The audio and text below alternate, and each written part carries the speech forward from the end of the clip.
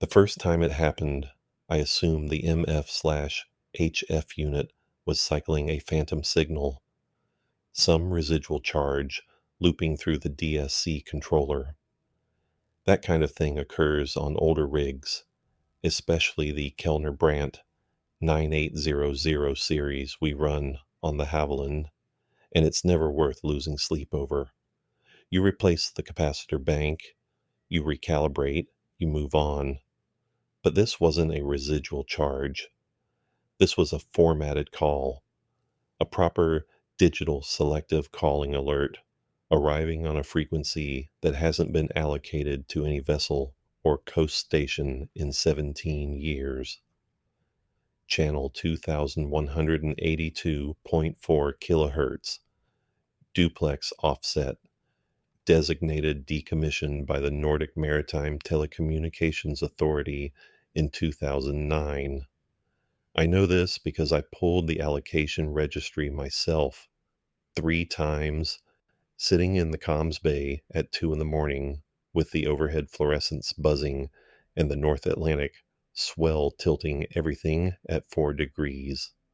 The call was addressed to us, to our MMSI, and it came from a 9-digit identifier that, according to every database I have access to, does not exist. My name is Eric Sundberg. I'm 43. I've been a marine electronics technician for 19 years, contracted through Voss Maritime Services out of Haugesund. My job is to keep the communications infrastructure operational on board industrial support vessels working the North Atlantic corridor, primarily cable maintenance ships, survey platforms, and the occasional research tender. The Haviland is a cable maintenance vessel 97 meters, flagged in the Faroes, operated by Strandvik Industrial Maritime. I've been aboard her for rotations totaling about 14 months over the past 3 years. She's not glamorous. She smells of diesel and salt and the particular metallic tang that old cable grease leaves on everything it touches, but she's solid, and her systems, when they behave, are dependable. I want to be clear about my qualifications because what I'm about to describe requires you to understand that I'm not someone who frightens easily, who misreads equipment, or who jumps to conclusions. I hold a GMDSS first class certification. I completed advanced MF/HF diagnostics training at the Kellner Brandt facility in Bremen. I've worked fault isolation on Inmarsat C terminals in Force 9 conditions without error. I know what a malfunctioning radio sounds like. I know what electromagnetic interference looks like on a spectrum analyzer, and I know the difference between a system fault and a genuine transmission. What happened on the Haviland between March 9th and March 23rd was not a system fault. Let me start from the proper beginning. We departed Tórshavn on March 7th, bound for a planned cable inspection along the Faroe-Shetland corridor. The subsea fiber optic trunk running between the two island groups requires periodic ROV inspection at several junction nodes, and the Haviland was tasked with a 6-node sweep over approximately 18 days. Standard contract work. The crew numbered 22, a master, 2 mates, chief engineer, 4 deckhands, an ROV team of 6, a survey coordinator, a cook, a medic, and the communications department, which was me and my assistant, a younger technician named Lars Groth, who'd been with Voss for about 2 years. Now, the weather was unremarkable for early March in those waters. Gray swells, persistent overcast, temperatures hovering around 3 degrees. Visibility poor, but not hazardous. The kind of conditions where everything feels muted, the horizon dissolving into the sea, the sky dissolving into the horizon, and the ship suspended in between like something caught in gray amber. On March 8th, I completed my standard pre-operation communications check. All systems nominal. VHF transceivers on channels 16 and 70 functioning. MF/HF transceiver, our Kellner Brandt 9840, calibrated and receiving coast station broadcasts without anomaly. Inmarsat C terminal online, polling normally.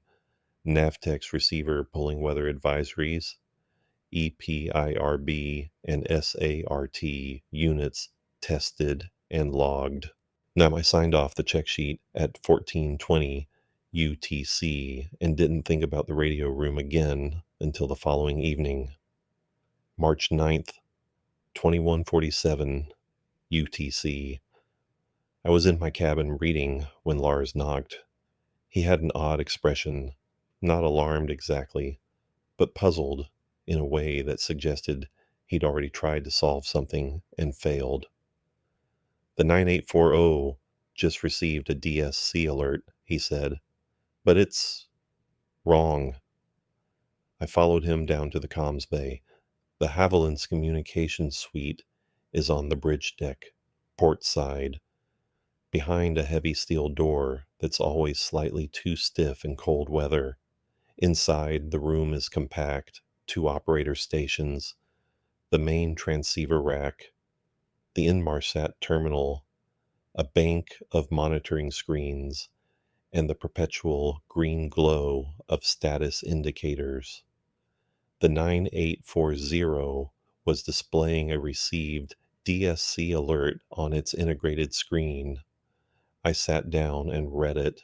When the alert showed as a routine individual call, not a distress, not an urgency, just a standard selective call directed to our vessel's MMSI number. The originating MMSI was 02190000. The frequency of origin 2182.4 kilohertz. I stared at it for probably 30 seconds before I said anything. That frequency's been dead for years, I told Lars. He nodded. I checked the allocation table. It was decommissioned. Nordic Maritime Telecom pulled it from active service in 2009. Something to do with the digital migration. And the originating MMSI doesn't resolve. I ran it through the ITU database and the Strandvik internal registry. Nothing. No vessel, no coast station, no port authority. It's unassigned. I pulled up the signal log on the 9840's diagnostic interface. The receiver had indeed registered an incoming RF signal at 2182.4 kilohertz, modulated correctly for a DSC transmission with appropriate protocol formatting. The signal strength indicator showed minus 78 decibel milliwatts, weak, but well within decodable range. The timestamp was 21:43 UTC. Could be spoofing, I said, though even as I said it, I knew it didn't quite work. DSC spoofing requires equipment and intent. Out here, 140 nautical miles northwest of Shetland, there was nothing. No other vessels on AIS within 30 miles. No platforms, no installations. Just water and cable and the deep trench running between the continental shelves. I thought about interference from the cable inspection gear, Lars said, but the ROV team secured everything at 1900. Nothing's been powered on the aft deck since then. I logged the anomaly in the comms record, flagged it as a probable system artifact, and told Lars to monitor for recurrence. Then I went back to my cabin. I didn't sleep well, but that was the swell's fault, not the radio's. It happened again the next night. March 10th, 2151 UTC. Same parameters, same dead frequency, same non-existent MMSI, same routine individual call addressed to our vessel. The only difference was the signal strength, minus 74 decibel milliwatts, slightly stronger. This time, I was awake and present in the comms bay when it arrived. I watched it come in on the spectrum analyzer, a clean, narrow band emission right where it shouldn't be. No drift, no harmonic distortion, no characteristics of reflected or refracted signal propagation. It looked like a deliberate, targeted transmission from a competent source. I spent the next hour running diagnostics. I tested the 9840's DSC controller for internal fault generation. Nothing. I checked the antenna system for parasitic resonance. Clean. I powered down the entire MF/HF installation, waited 10 minutes, powered it back up, and ran a self-test. All modules passed. The only rational explanation I could construct was that somewhere in these waters, someone was operating a transmitter on a decommissioned frequency and using an unregistered MMSI. Illegal, certainly, but not impossible.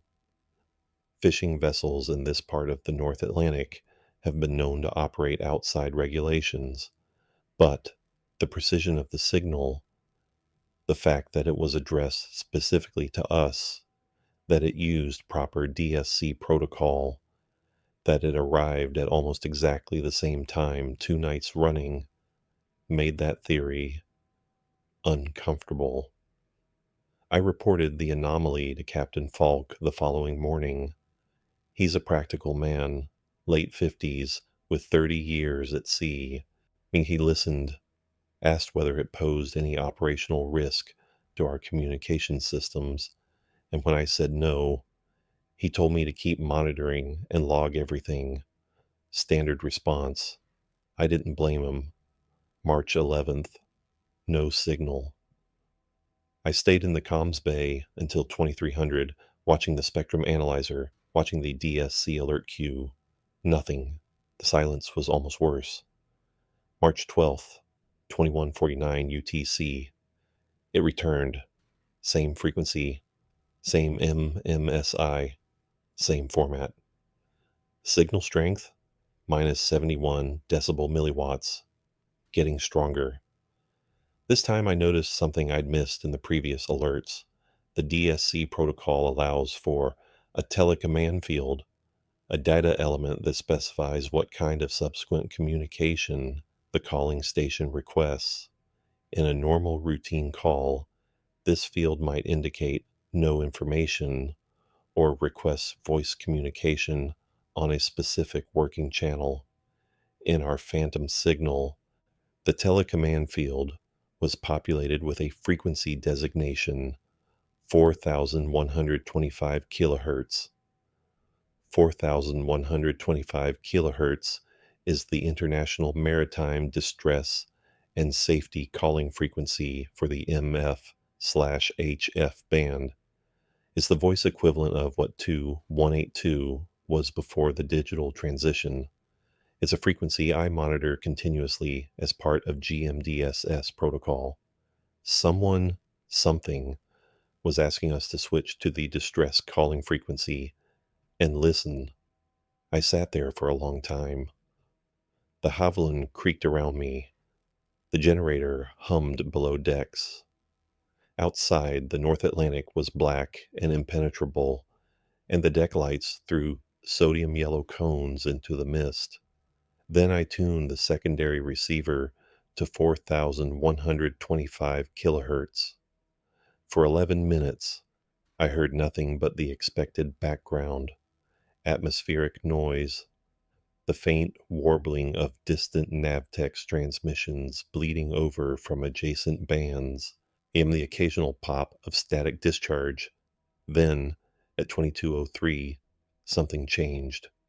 It wasn't a voice, not exactly. It was a carrier wave, a steady, unmodulated tone at approximately 1200 hertz, lasting for 4 seconds. Then silence. Then the tone again. 6 seconds. Silence. 3 seconds. Silence. Then nothing more.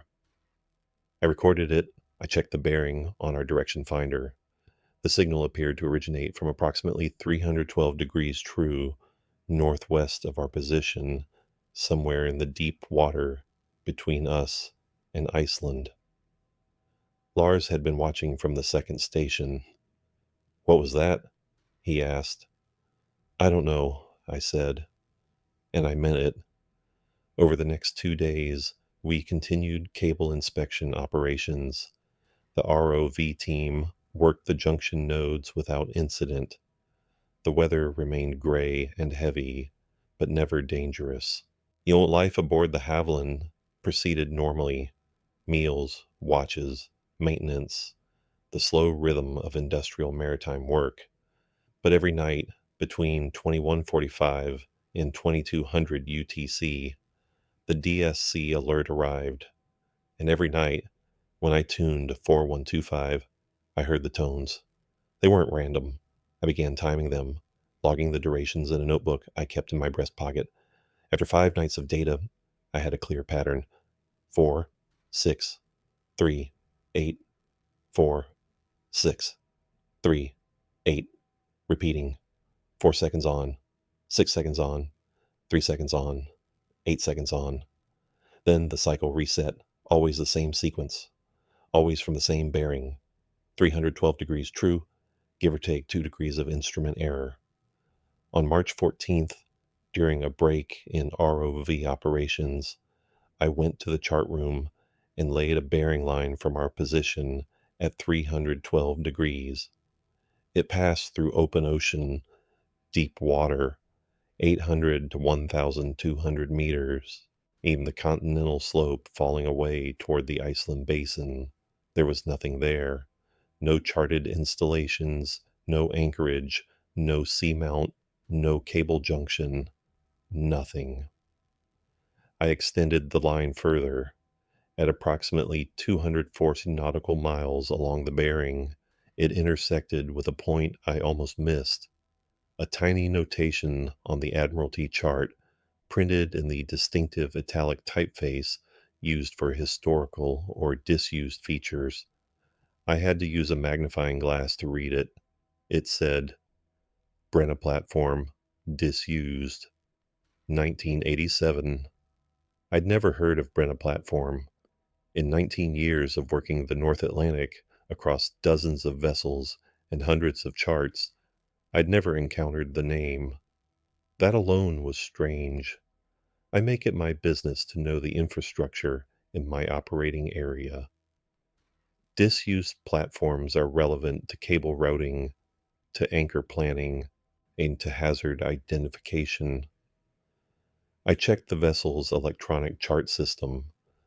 Brenna Platform appeared as a small circle with a cross through it, the symbol for a structure no longer present or confirmed destroyed. The metadata was sparse. Fixed platform, installed 1971, decommissioned 1987. Operator, Nordkraft Havbund, AS. Status, removed to below chart datum. Nordkraft Havbund.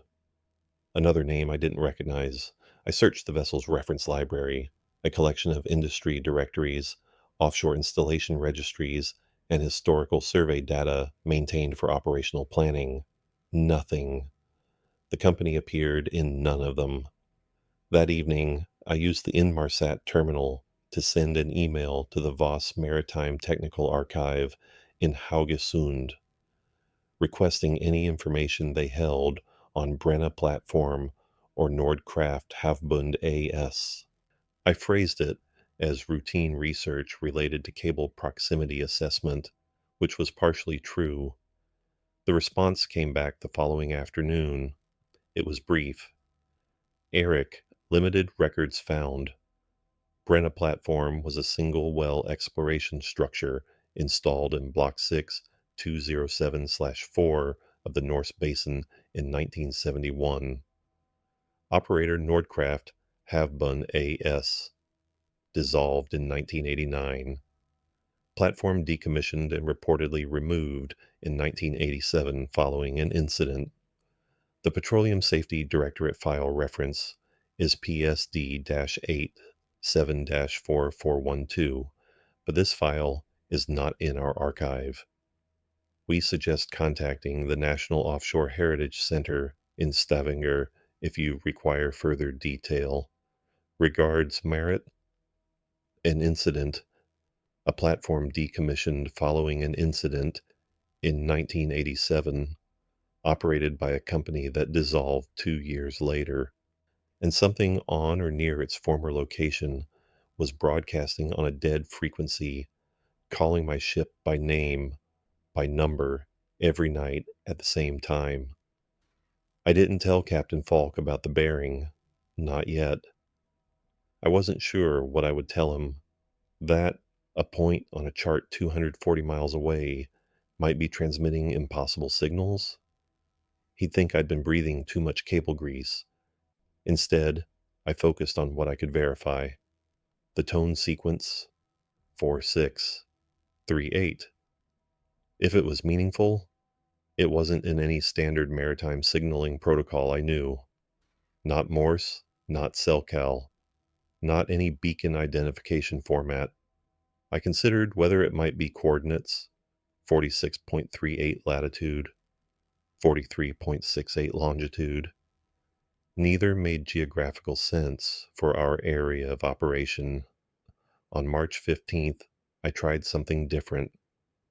When the DSC alert arrived at 2147, instead of simply tuning to 4125, I transmitted a DSC acknowledgement back on 218 2.4, a standard protocol response indicating we'd received the call and were standing by on the requested frequency.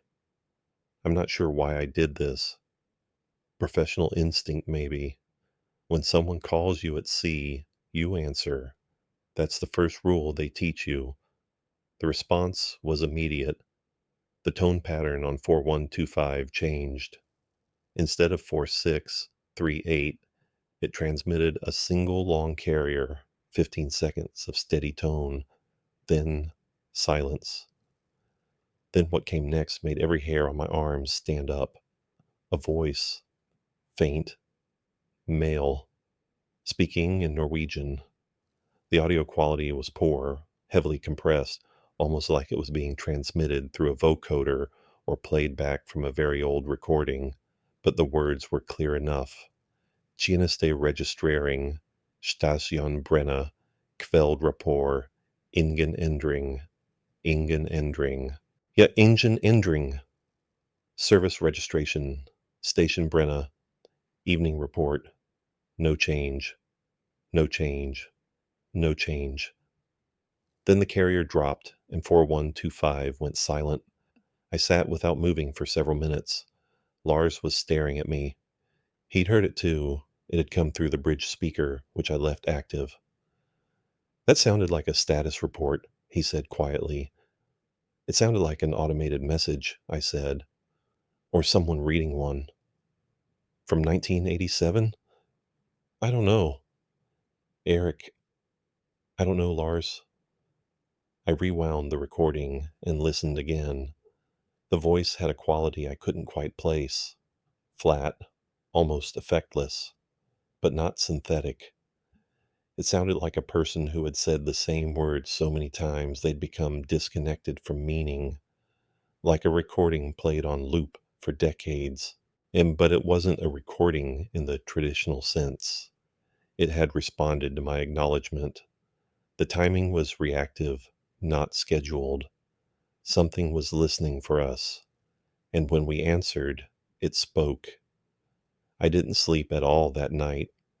I sat in the comms bay with headphones on, monitoring 4125, but nothing else came. The normal noise of the spectrum returned, the whisper and crackle of ionospheric propagation, the far-off chatter of coast stations in Iceland and Scotland, the rhythmic pulse of weather beacons. Normal. Alive. The next morning I made a decision. I was going to find the Petroleum Safety Directorate file on Brenna platform. Whatever happened there in 1987, whatever incident led to its decommissioning, I needed to know. Even the National Offshore Heritage Center in Stavanger maintains digitized archives of historical petroleum operations going back to the 1960s. Access is available through their online portal, though older files sometimes require formal request. I sent the query via Inmarsat email, citing my Voss Maritime credentials and the file reference PSD-87-4412. While I waited for a response, I continued monitoring. The DSC alerts continued nightly, always between 2145 and 2200, always the same dead frequency and phantom MMSI. I stopped acknowledging them. After my response on the 15th, the voice transmission had not recurred. The tone pattern returned to 4638, as though nothing had happened. On March 17th, the Heritage Center responded to my query. The email was longer than I expected. Dear Mr. Sundberg, thank you for your inquiry regarding file PSD-87-4412, Brenna Platform, Block 6, 207/4, Nordkraft Havbund AS. This file has been partially digitized and is available through restricted access for credentialed professionals in the offshore sector. We note that you are the first external request for this file in approximately 11 years.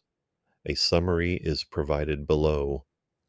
The full documentation package, 127 pages, can be forwarded upon confirmation of your professional status and a signed non-disclosure acknowledgement regarding personnel information contained therein.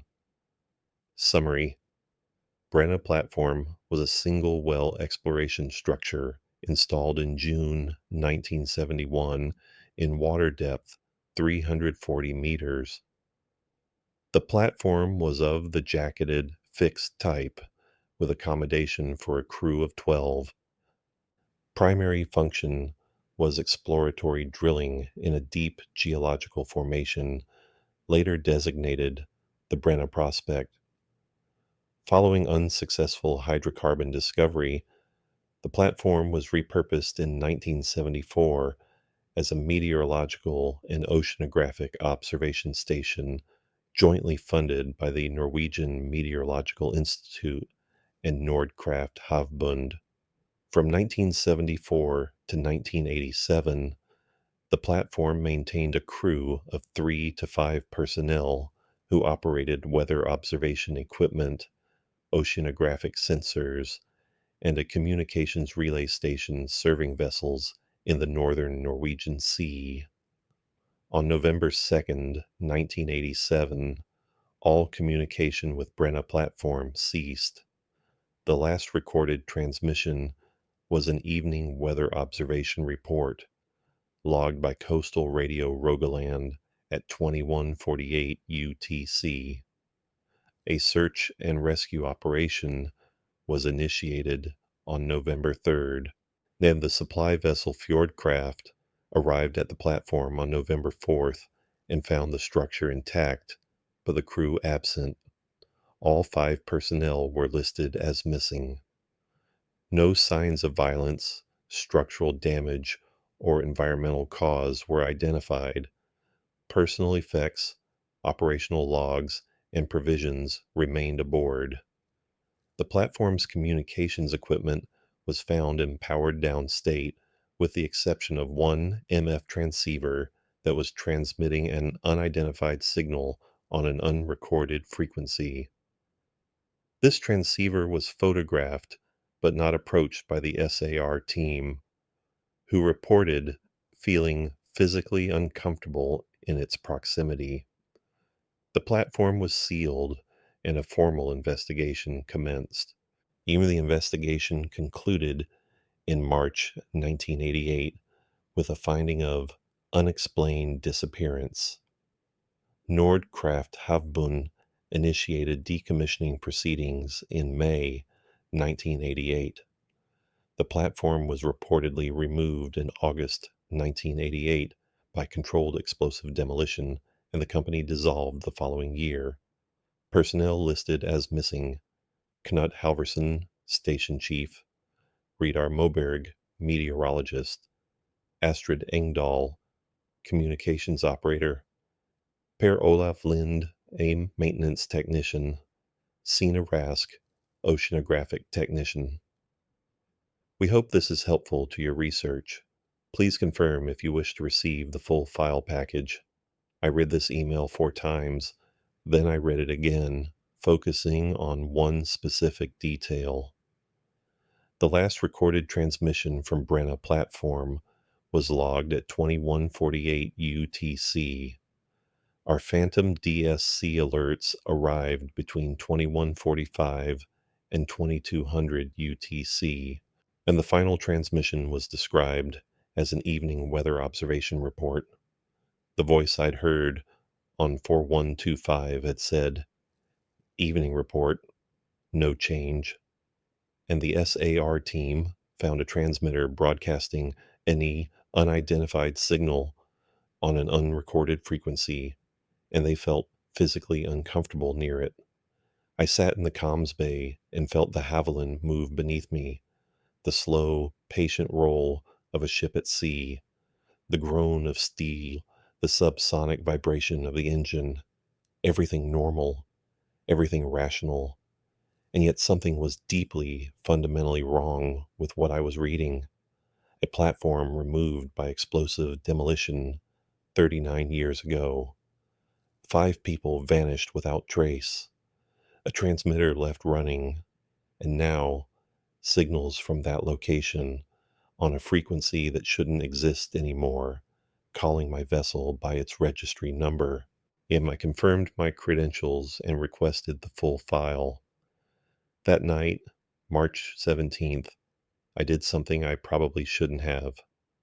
When the DSC alert arrived at 2146, I acknowledged it again.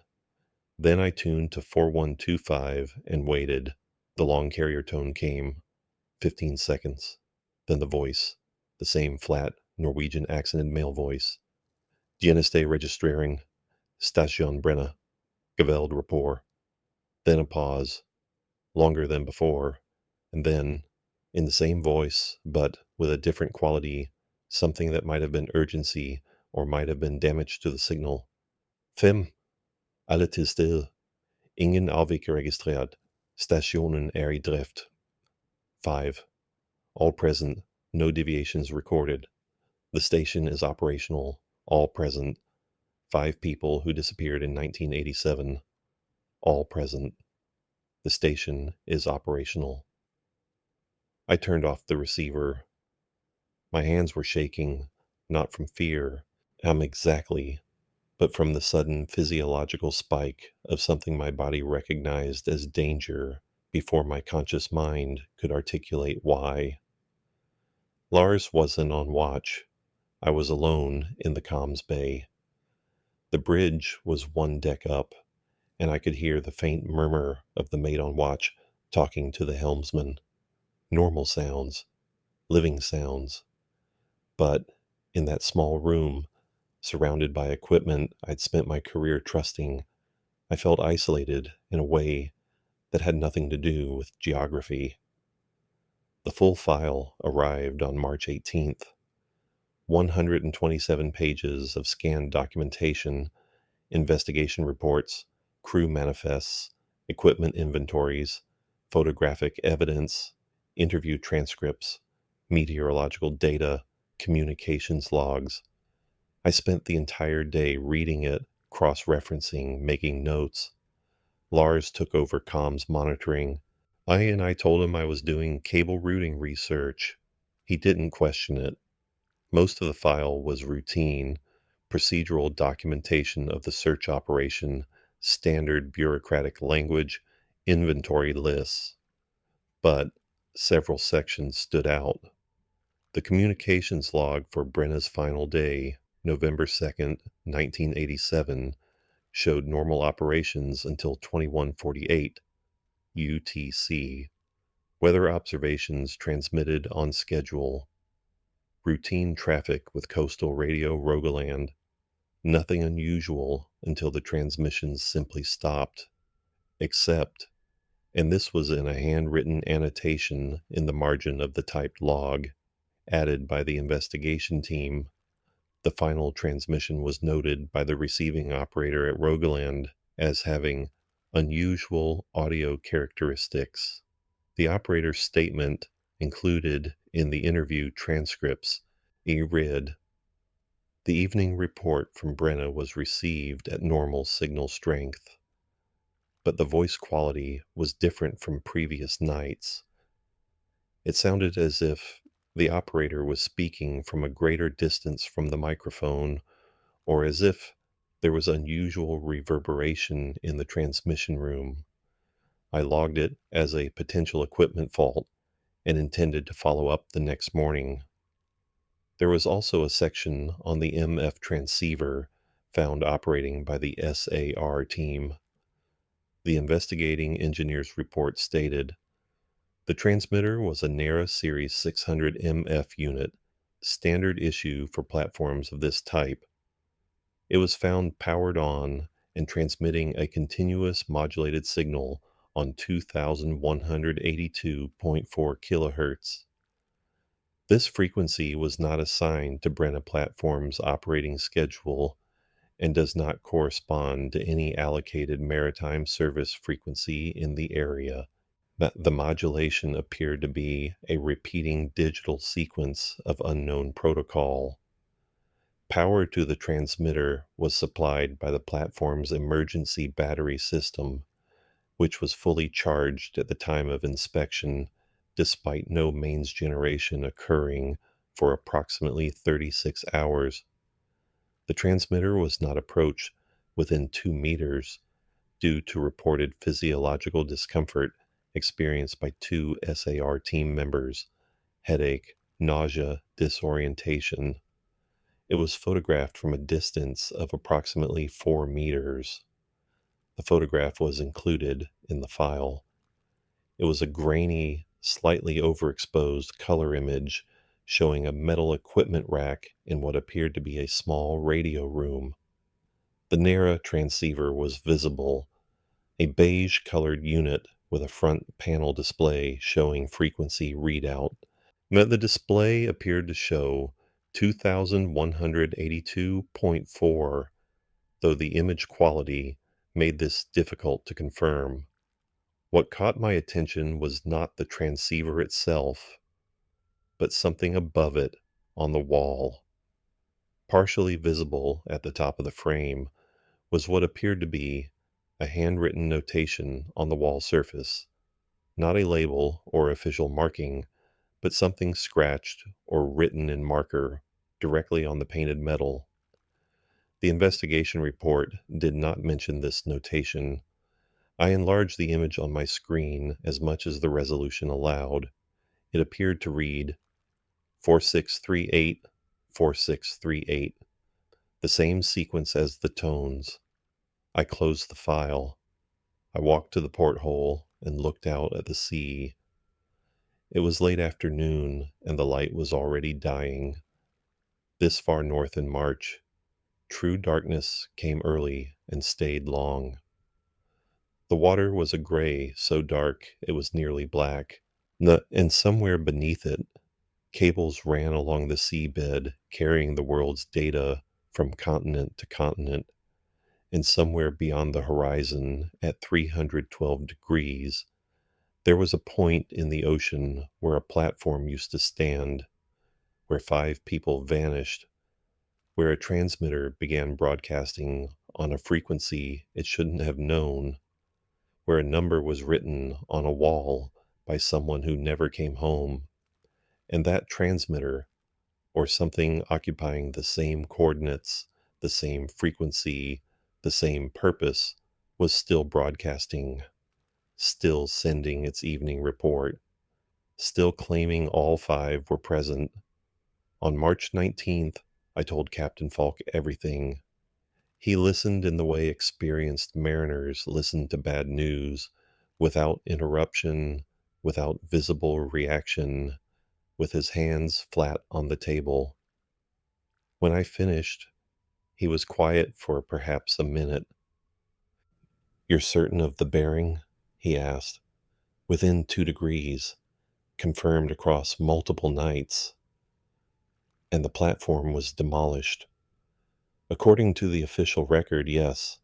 Explosive demolition, August 1988. But something's transmitting from those coordinates.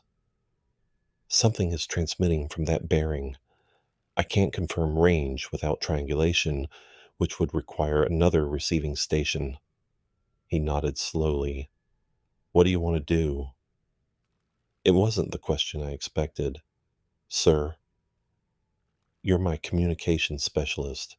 You're telling me there's an unidentified signal source in our operational area that's actively targeting this vessel's radio systems. What's your professional recommendation?" I thought about it. The rational part of me, the part that had kept me employed and trusted for 19 years, said, "Log it, you report it to the Maritime Authority, continue operations, let someone else investigate." The other part, the part that had been losing sleep, that had heard the voice, that had seen the number, said something else entirely. "I'd recommend we deviate to the coordinates after completing our current cable node," I said. "We're within operational range. If there's an unauthorized transmitter in these waters, it's a hazard to navigation and a regulatory violation at minimum. We have an obligation to report its precise location." Falk studied me. "And that's the only reason you want to go there?" "It's the reason I'd put in the log, sir." He almost smiled. "All right. We complete Node 4 tomorrow. Then we adjust course. I'll file a deviation notice with Strandvik, citing investigation of a potential navigation hazard." I should have felt relieved, and instead I felt something tighten in my chest, the particular tension of approaching something you've been studying from a distance and realizing that distance was the only thing keeping you safe. We completed the Node 4 inspection on March 20th without incident. At 1600 UTC, Captain Falk ordered a course change. The Haviland turned northwest into deeper water toward the Iceland Basin and the coordinates of what had once been Brenna Platform. Transit time at our service speed was approximately 14 hours. We would arrive in the early morning hours of March 21st. That night, the DSC alert did not come. For the first time in 12 days, 2145 passed without incident, then 2200, then 2230. Silence. I monitored until midnight, then until 200.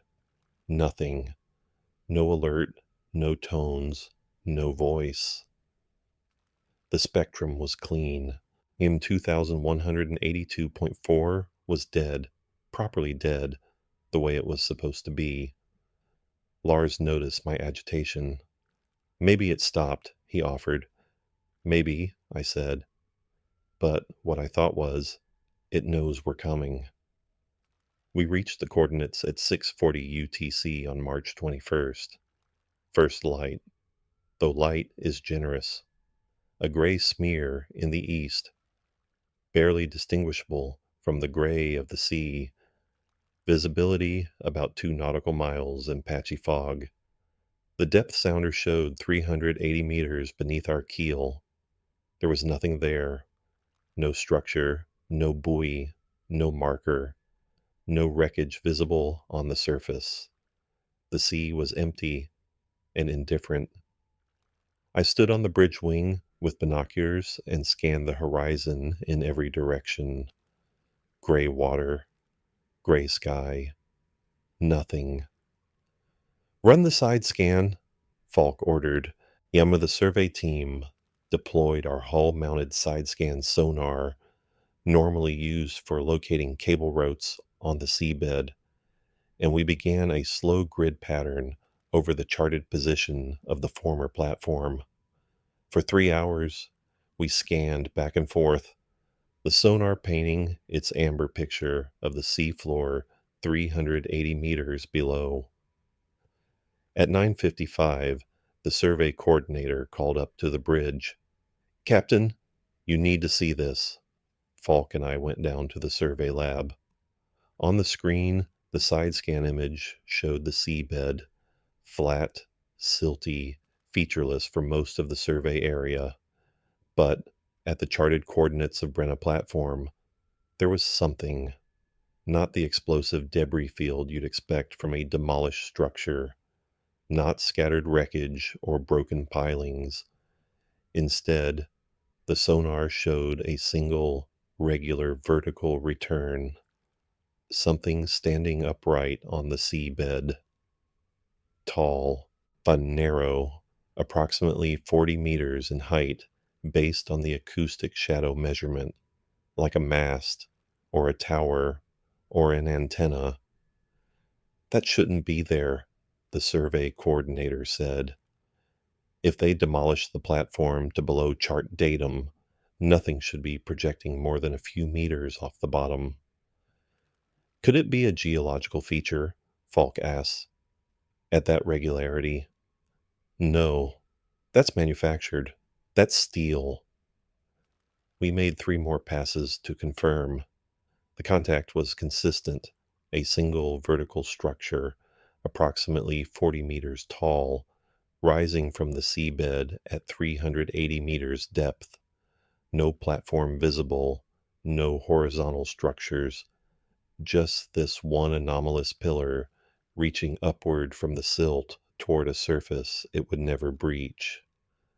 An antenna, still standing, and he possibly still connected to whatever power source had kept that near a transceiver broadcasting in 1987, possibly still connected to it now. I went back to the comms bay. I sat at my station and stared at the spectrum analyzer. 2182.4 was silent. 4125 was silent. Everything was silent in a way that felt deliberate, like an indrawn breath. Then, at 10:14 UTC, hours outside the normal window, in full daylight, with our vessel directly above the coordinates, the DSC alert arrived. Same frequency, same phantom MMSI, but the signal strength was different. Minus 31 decibel milliwatts, overwhelmingly strong.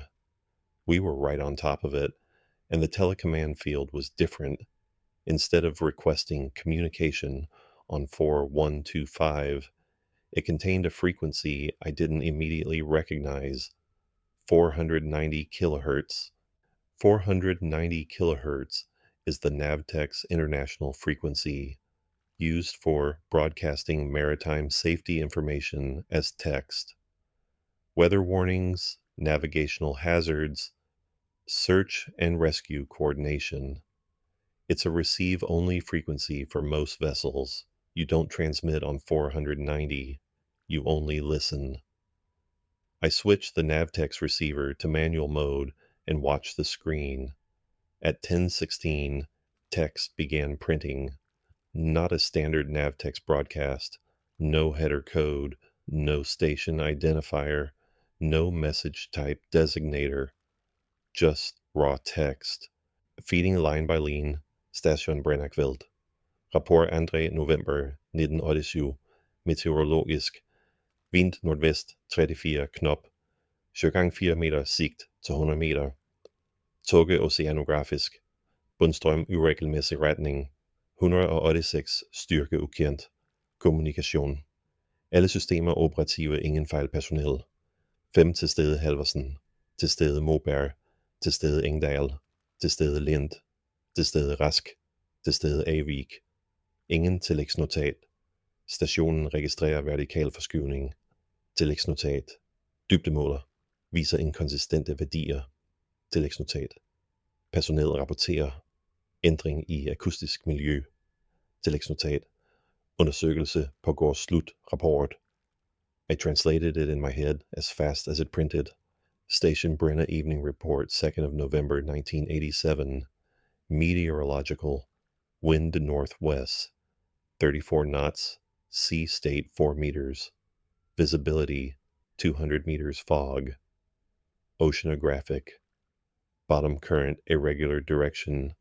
186 strength unknown. In communications, all systems operative, no faults. Personnel, 5 present. Halverson present. Moberg present. Engdahl present. Lind present. Rask present. Deviations, none. Additional note, station registering vertical displacement. Additional note, depth gauge showing inconsistent values. Additional note, personnel report change in acoustic environment. Additional note, investigation ongoing. End report. This was their last report, or something wearing the shape of their last report. The same 5 names from the file, the same date, the same evening, but with details that hadn't appeared in any official record. Details about vertical displacement, inconsistent depth readings, acoustic changes, things they observed in the hours or minutes before they vanished, or things that are still observing them. The Navtech screen went blank. And then one more line appeared. Modak bekräftet. Havland. Avstand. Null. Reception confirmed. Havland. Distance. 0. It knew our name. Not our MEMS number this time. Our name. And it was telling us it knew exactly where we were. I stood up so fast my chair hit the bulkhead behind me. I walked out of the comms bay, up the internal stairway to the bridge, and said to Captain Falk, in the calmest voice I could manage, "We need to leave these coordinates. Now." He looked at my face and didn't argue. The Havilland came about and made best speed southeast, back toward the cable inspection area, back toward charted waters and rational explanations. I stood on the bridge wing and watched our wake cut white through the gray sea, and I did not look back at the patch of water we were leaving behind. I didn't want to see if the surface had changed, and I didn't want to know if there was something visible now that hadn't been visible before. For 2 days, the signals stopped. March 21st, 22nd, silence. We completed cable inspection operations, worked nodes 5 and 6, filed our reports with Strandvik. Life aboard returned to its normal rhythm. Lars didn't mention the Navtech's text. I didn't mention it either. The comms bay felt normal again. Just a room, just equipment, just the job. On March 23rd, our final night before returning to Torshavn, I was alone in the comms bay doing end-of-operation paperwork. It was 22:15, past the window, past the time I'd come to dread. I'd allowed myself to believe it was over. The Navtech's receiver activated without a DSC alert. No warning, no call. Just text appearing on the screen. Station Brenna kveld report dato. CNET-info. Personnel. 6 till steady station. Brenna evening report. Date. See below. Personnel. 6 present. 6. There had been 5 on Brenna platform. 5 names. 5 people listed missing. Every report until now had said 5. The text continued. Halverson Tilstede Moberg. Tilstede Engdahl. Tilstede Lind. Tilstede Rask. Tilstede Sundberg. Tilstede. I cannot describe to you what it feels like to see your own name printed on a screen, listed among the dead, reported as present at a location that no longer exists at the bottom of the North Atlantic. I can tell you that my vision narrowed, that the hum of the ship seemed to recede into enormous distance, that I became aware of my heartbeat in a way that felt clinical and detached. I'm as though I were observing it from outside. Then the final line, DATO, IDAG, date, today. The screen went dark. The Navtex receiver powered itself off, not standby, off. The main breaker for the unit hadn't tripped. The power supply was still live. It simply stopped, as though whatever had been using it was finished. I pulled every cable from the Navtex unit. I disconnected the MF/HF antenna from the 9840. I powered down everything in that bay except the VHF, which we legally required for safety. Then I walked to my cabin, locked the door, and sat on my bunk until daylight. We reached Tórshavn the following evening. I filed a formal equipment anomaly report with Voss Maritime, documenting the DSC alerts and the spectrum readings, but omitting the Navtex text and the voice transmissions. I cited probable external RF interference from an unidentified source and recommended a full receiver replacement. They approved it without questions. I did not return to the Havilland for my next rotation. I requested reassignment and was placed on a platform supply vessel operating in the southern North Sea. Shallower waters, busier traffic, more vessels, more coast stations, more signals, more life on the frequencies. I never reported the full truth to any authority. What would I say?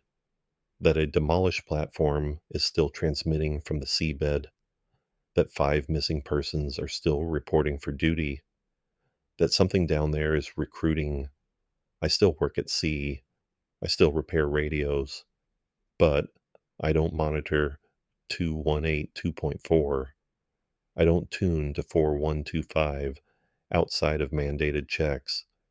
And every night at 2148 UTC, wherever I am in the world, I feel something tighten in my chest, a frequency my body remembers even when my equipment stays silent. Because here's what I can't stop thinking about. The last report said 6. It said today.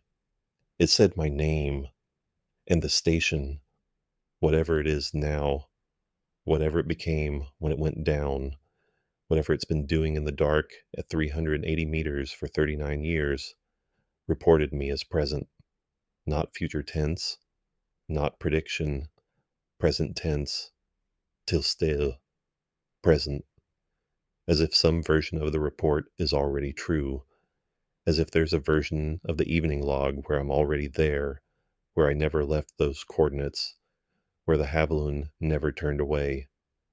I keep telling myself I did leave, that I'm here, writing this, breathing, alive, present in the world above the waterline. But every night at 2148, when the radios hiss and the carrier waves wash through the static, I listen, not on purpose, not by choice. My ears tune to it automatically, the ghost of a frequency, the shape of a signal that isn't there.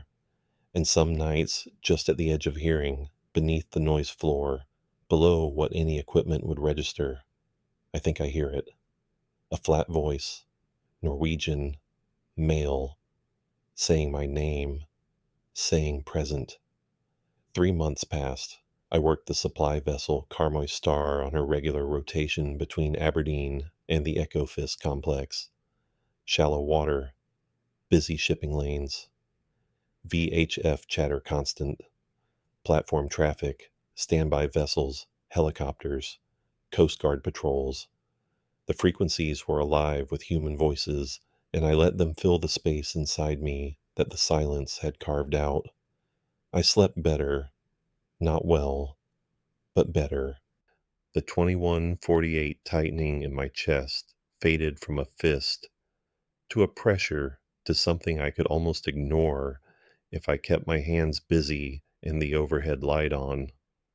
In June, Voss Maritime forwarded a routine administrative packet to all contracted technicians, updated certification requirements, new equipment bulletins, safety circulars. Among them was a message I almost deleted without reading. The subject line was Archival Note, Equipment Recovery Request, Strandvik Industrial Maritime. It was a brief internal memo copied to the communications department. Strandvik had submitted a formal request to the Norwegian Maritime Authority for permission to deploy an ROV to the charted position of the former Brenna platform in Block 6207/4, citing the need to investigate a potential subsea infrastructure conflict with a planned cable routing. After the request had been approved, the operation was scheduled for August. They were going back, and they were using the Haviland to do it. I should have felt nothing. I was off that vessel, reassigned, uninvolved. But the memo included a technical requirement that stopped me cold. Communications technician with MF/HF diagnostic capability required for on-site RF source characterization. They wanted to find the transmitter. They wanted to identify it, characterize its signal, determine if it was a hazard, and they needed someone who could do that work in the field. 3 days later, my rotation coordinator at Voss called. Her name was Ingrid, and she was efficient and pleasant in the way of someone who manages 50 technicians across a dozen vessels and doesn't have time for pleasantries.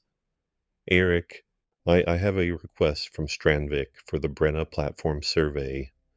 They've specifically asked for you, given your previous experience on the Havilund and your familiarity with the operational area.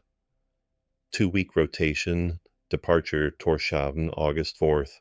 Are you available? They asked for me by name. I said I'd call back. Then I sat in my cabin on the Karmoy Star with the phone in my hand and felt the familiar pressure in my chest bloom outward until my ribs ached. Specifically asked for me. Who at Strandvik had made that request?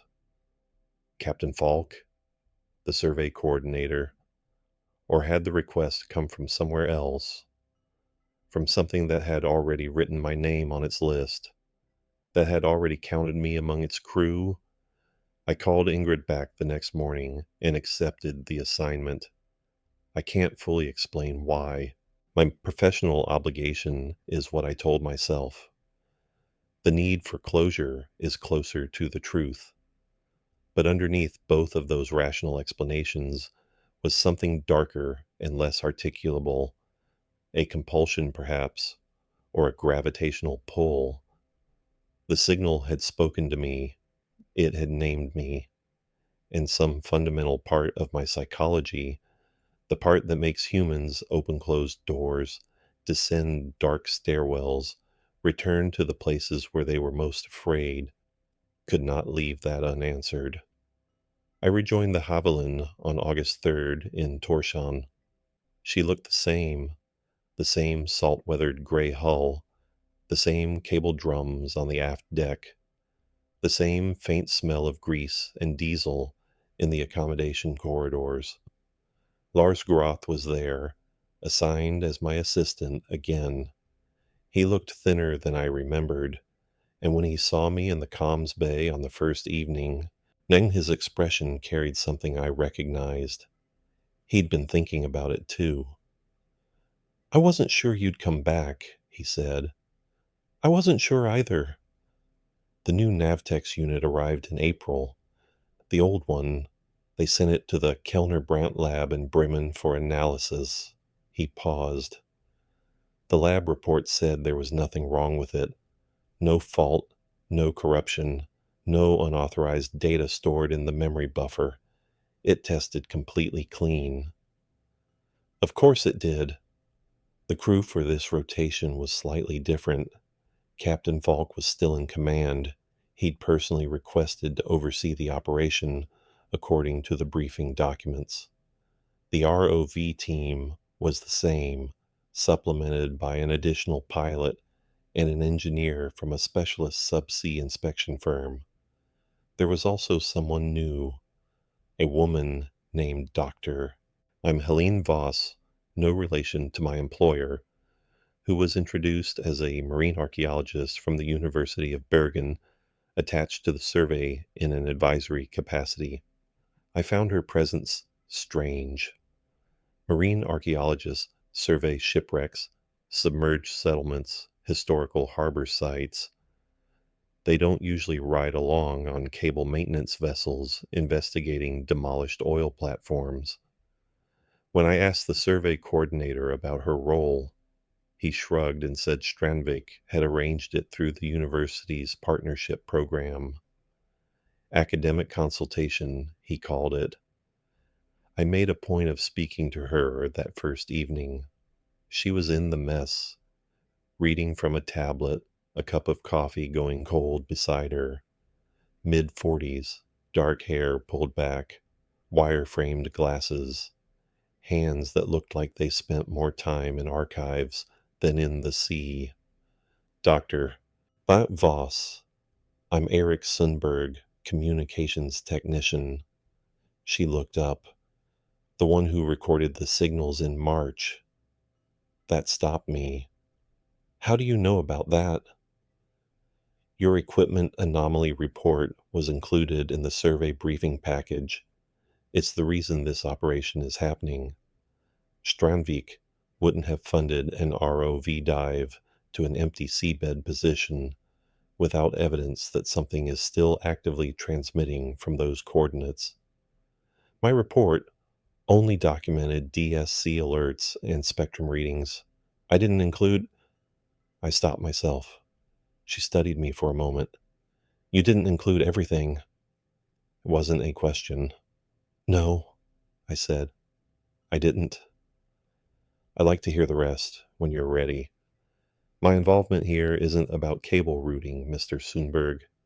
I research anomalous subsea infrastructure, structures that appear in locations where official records indicate nothing should exist.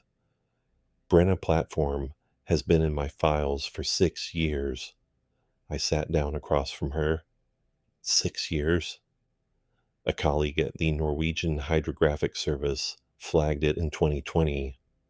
A multi-beam survey vessel conducting bathymetric mapping passed through Block 6, 207/4 and detected a vertical anomaly at the charted position.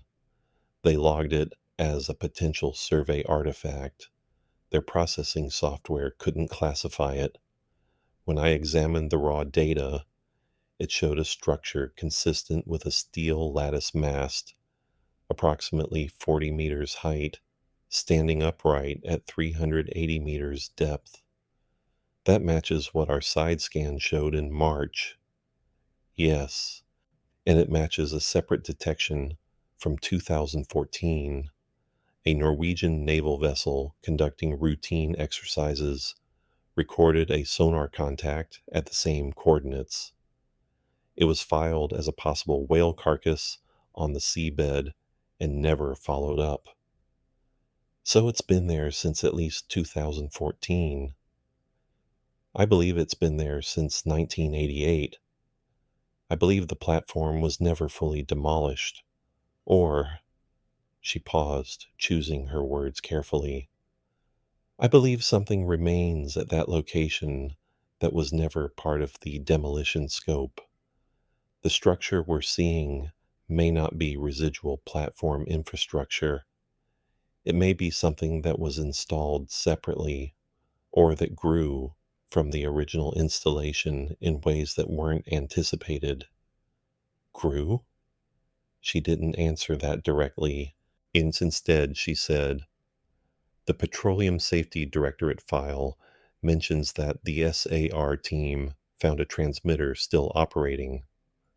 That transmitter was powered by emergency batteries that should have been dead within 72 hours of the platform losing main generation.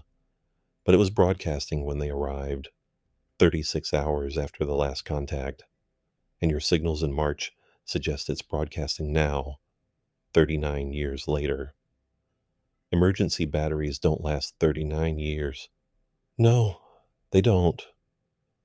We sat with that for a moment. The mess was empty, except for us. The ship hummed. Somewhere a pipe knocked as the heating system cycled. What do you think is powering it? I asked. I don't know. That's what I'm here to determine. If we can get ROV cameras on that structure, we might have answers. Or we might have better questions. I told her everything that night. The voice transmissions, the nav text, the personnel report, my name on the list. She listened without interrupting, making occasional notes on her tablet. When I finished, she was quiet for a long time. Then she said, "The report listed you as present tense, till stata." "Yes." "And the date field said, today." "Yes." "You understand what that implies from an information theoretic perspective?" I shook my head. "It means the system, whatever it is not simply replaying historical data. It's generating new content in response to real-time input. It identified your vessel, your MMSI, and your name. It integrated that information into its reporting template. It's not a recording, Mr. Sundberg. It's an active process that claims dead people are present, or an active process that can't distinguish between the living and the absorbed. We departed Tórshavn on August 4th and made transit northwest. The weather was better than March. Longer days, calmer seas, though the fog remained a constant companion in those waters, rolling in thick banks that could cut visibility to 100 meters without warning.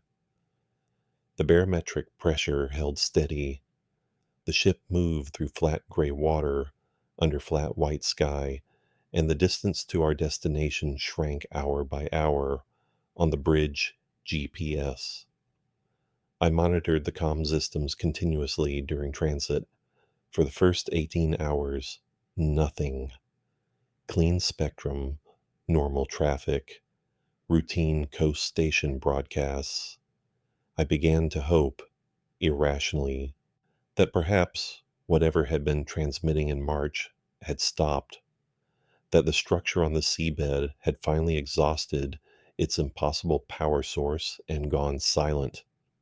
At 3:40 UTC on August 5th, approximately 60 nautical miles from the target coordinates, the DSC alert arrived. Same parameters, same dead frequency, 2182.4 kilohertz. Same unregistered MMSI, 002190000. Same routine individual call addressed to our vessel. Signal strength, minus 62 decibel milliwatts. But this time, the telecommand field contained something new. Not 4125, not 490. A frequency I had to look up. 518 kilohertz. 518 kilohertz is the international Navtex frequency for English language broadcasts, different from 490, which serves the national language. Someone, something, was switching languages. I woke Lars and Dr. Voss. By the time they reached the comms bay, and the Navtex receiver on 518 was already printing. The text was in English this time. Precise, formatted, clinical. Station Brenna evening. Report date, continuous meteorological. Not applicable, oceanographic. Not applicable communications. All systems, operative personnel. 5. Present additional note. Station has detected returning signal. Additional note. Identity confirmed. Sundberg. Additional note. Approach vector confirmed. Additional note. Preparation complete. Additional note. Welcome end report.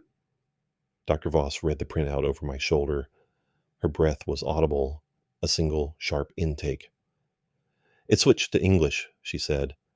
It's adapting its output to its audience. It said welcome, Lars said, his voice hollow. It said preparation complete, I said. Preparation for what? Nobody answered, even I should have recommended we turn back. Every instinct I had, every year of experience, every ounce of professional judgment was screaming at me to tell Captain Falk to abort. But I looked at Dr. Voss, and she was staring at the printout with an expression I recognized. It wasn't fear. It was the look of a researcher who has spent years pursuing something theoretical and is now holding the first physical evidence in her hands. She wasn't going to recommend turning back, and I knew, with a certainty that felt like resignation, that if I went to Falk and said we should abort, she would argue against me, and Strandvik would side with the operation, and I would be removed from the assignment and replaced with someone who didn't have the full picture. Better me than someone walking in blind. We reached the coordinates at 11:30 UTC on August 5th, and the sea was calm, almost unnaturally so, the surface like smoked glass, with a long, gentle swell that barely rocked the ship. Visibility was good, perhaps 4 nautical miles, and the sun was a pale disk behind high thin cloud. It should have felt benign. It didn't. The water here had a color I don't have a good word for. Not blue, not gray, but something between. Dark without depth. Opaque in a way that felt intentional, as though the sea were hiding something deliberately, rather than simply being too deep to see through.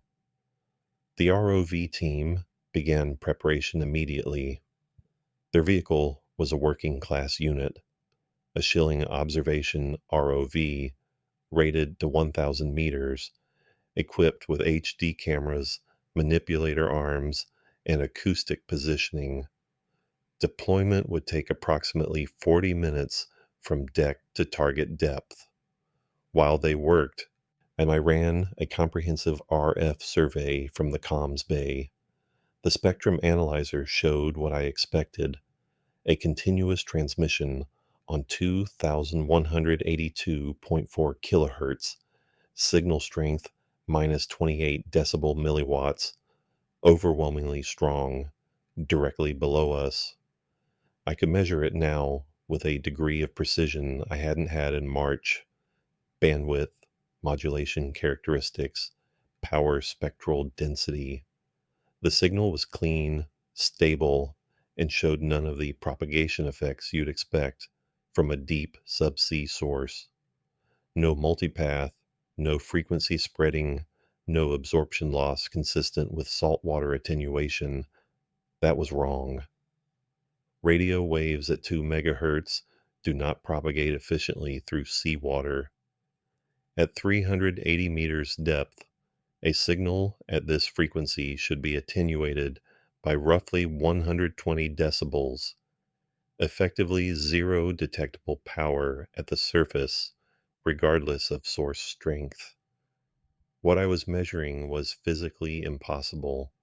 Either the source was not at 380 meters despite the sonar evidence, or the signal was propagating through some medium other than seawater, or the laws of electromagnetic physics didn't apply to whatever was down there. I documented everything. I recorded the signal on 3 separate storage media. I photographed the spectrum display. I wanted evidence, not because I thought anyone would believe me, but because I needed to prove to myself later that this was real, that I didn't imagine it, that the numbers said what I saw them say. The ROV entered the water at 12:15. We watched the descent on the survey lab monitors, the camera showing first the green-gray of sunlit water, then the deepening blue-black as the vehicle dropped through the thermocline. then nothing but the cone of its own lights, illuminating motes of suspended sediment like underwater snow. At 340 meters, the sonar on the ROV picked up the contact. A vertical return, dead ahead, exactly where the side scan had placed it. The pilot adjusted course slightly, and we all watched. Falk, Dr. Voss, the survey coordinator, Lars, myself, and the ROV team, as the shape emerged from the blackness into the vehicle's floodlights. It was a mast, steel lattice, heavily corroded, festooned with marine growth, anemones, tube worms, the skeletal fans of dead deep-water coral. It rose from a concrete base that was partially buried in silt, and it extended upward into the darkness beyond the reach of the cameras. The ROV's depth gauge read 378 meters. "That's an antenna mast," I said, VHF or MF type. Yet you can see the remnants of dipole elements near the top, there at the cross arms. The pilot tilted the camera upward. At approximately 345 meters depth, some 35 meters above the base, the mast terminated in what had once been an antenna array. The elements were heavily corroded and partially collapsed, but the basic geometry was still recognizable.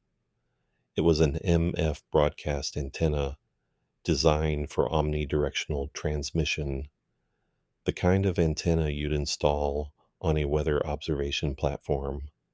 But that wasn't what made my mouth go dry.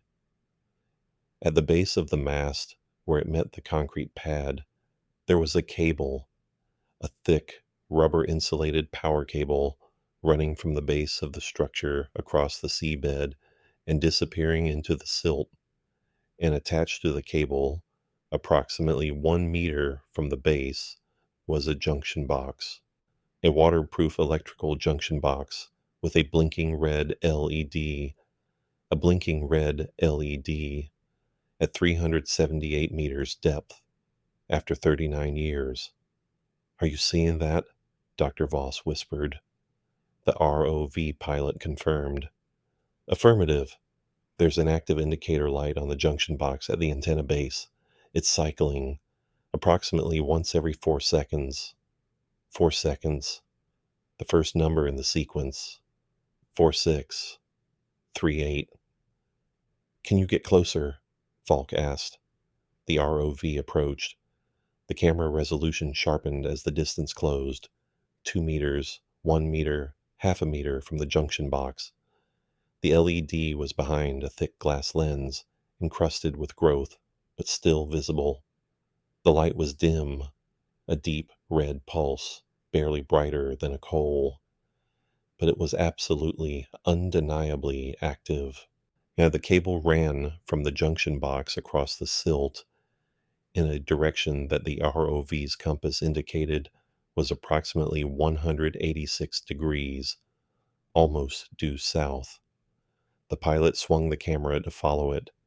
The cable continued for 20 meters, then 30, then 50, still visible as a dark line across the pale silt, before descending at a slight angle and vanishing into what appeared to be a fissure in the seabed. Not a geological fissure. The edges were too regular, too vertical. It was a cut, a rectangular opening in the ocean floor, approximately 3 meters wide and extending for an indeterminate length. The cable entered this opening and disappeared downward. "What is that?"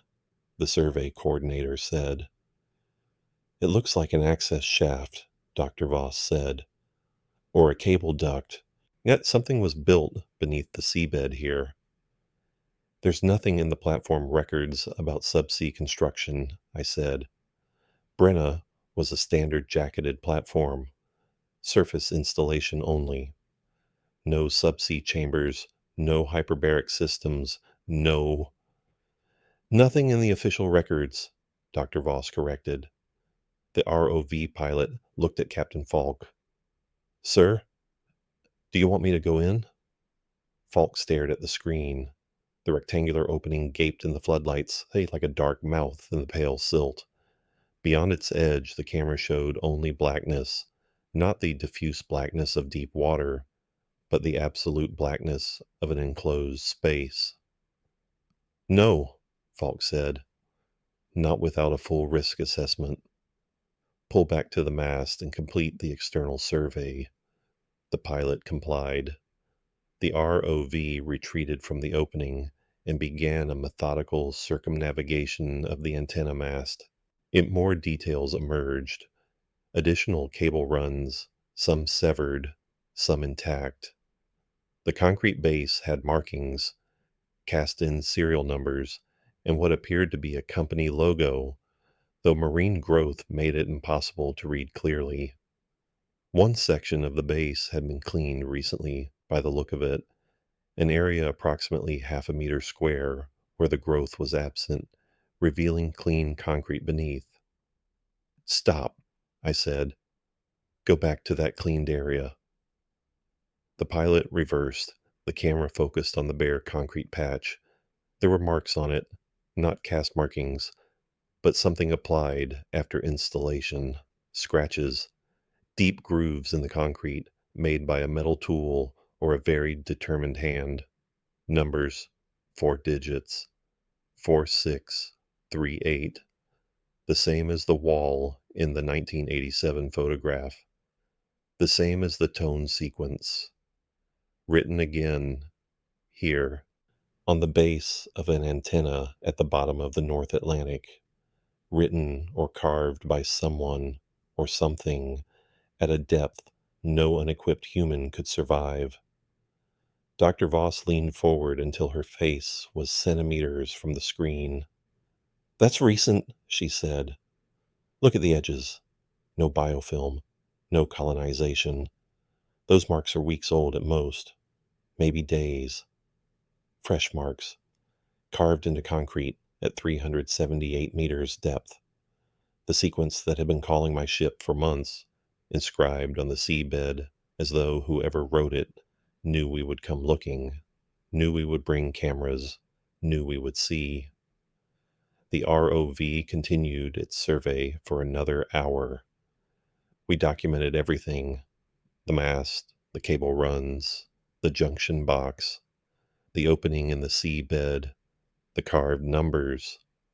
When the vehicle was recovered to the deck, we gathered in the survey lab, and no one spoke for a long time. Finally, Captain Falk said, "We don't have authorization to enter a subsea structure. That requires a different class of operation, different insurance, different safety protocols. What we have is enough for a preliminary report." He was right, and part of me, the professional, rational, still functional part, was relieved. We weren't going into that hole in the seabed. We were going to document what we'd found, file our reports, and let someone else decide what came next. But that night, alone in the comms bay after Lars went to his cabin, I sat monitoring the spectrum and thinking about what Dr. Voss had said. An active process, not a recording.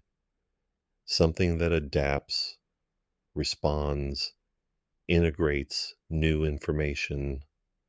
Something that carved fresh marks at a depth of 378 meters, and something that cleaned concrete so its message could be read.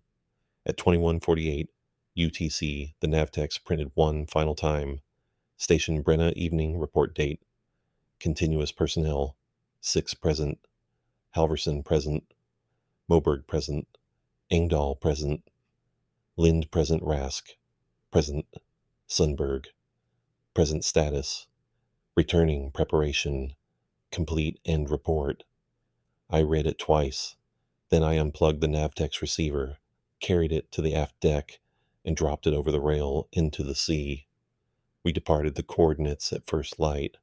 I filed my report with Voss Maritime 2 weeks later, a sanitized version that described an active subsea RF source of unknown origin and recommended further investigation by specialist teams. Strandvik reportedly forwarded the survey data to the Maritime Authority. Dr. Im Voss published an academic paper in 2021 referencing anomalous subsea infrastructure in the Norwegian Sea with coordinates redacted. I've never spoken to her since. I left offshore work in October of that year. I took a shore position with a marine electronics firm in Bergen, repairing VHF sets and chart plotters for fishing boats. Quiet work, predictable, no overnight watches, no deep water beneath my feet. But I want to tell you one last thing, because it's the thing that keeps me awake. The thing that won't let me dismiss any of this as equipment, malfunction, or psychological projection, or simple human error. In November, 3 months after our survey, 4 months after I dropped the Navtex receiver overboard, I received a letter at my Bergen flat. Physical mail, no return address. Posted from Torshavn, according to the stamp, and inside was a single sheet of paper. Printed on it, not handwritten, printed in a standard computer font, was a table. 5 columns, 6 rows. It looked like a shift roster or a watch schedule. The column headers were dates in the future, starting from the following January and extending forward at irregular intervals through to a date in 2028. Each row was a name. The first 5 names I knew: Halverson, Moberg, Engdahl, Lind, Rask. The 6th was mine. In each cell of the table, beneath each date, was a single word: Tilstede, present, every row, every column, every date, all present, from now until 2028 and presumably beyond. A duty roster for a station that doesn't officially exist, staffed by people who officially vanished in 1987, even with my name added to the complement as though my presence were already a settled fact. Not something that needed to happen, but something that had always been true, and I simply hadn't recognized yet. I burned the letter. I moved flat. I changed my phone number. None of it helped, because the thing I can't escape is not external. It's the knowledge, the quiet, corrosive certainty that something beneath the North Atlantic has counted me among its personnel.